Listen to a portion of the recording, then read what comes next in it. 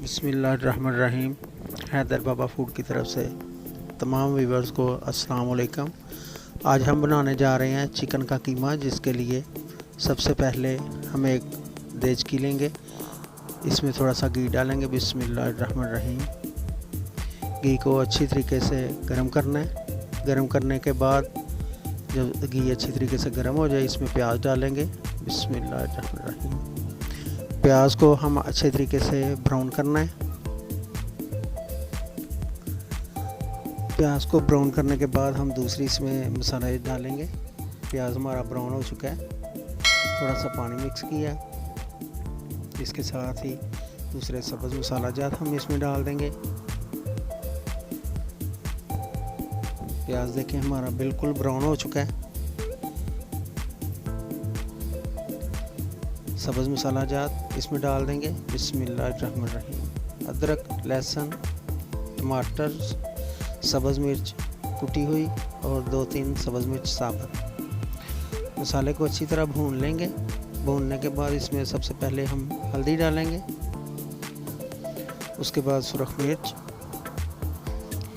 उसके बाद नमक, धनिया पाउडर, गरम मसाला, थोड़ा सा सफ़ेद ज़ीरा। अब मसाले की अच्छी तरीके से भुनाई करेंगे।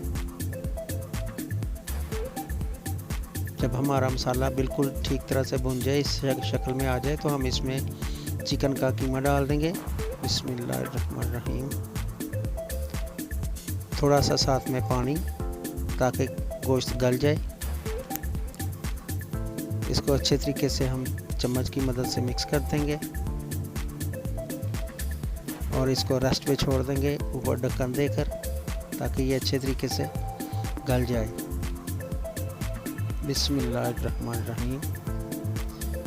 जी, गोश्त हमारा गल चुका है।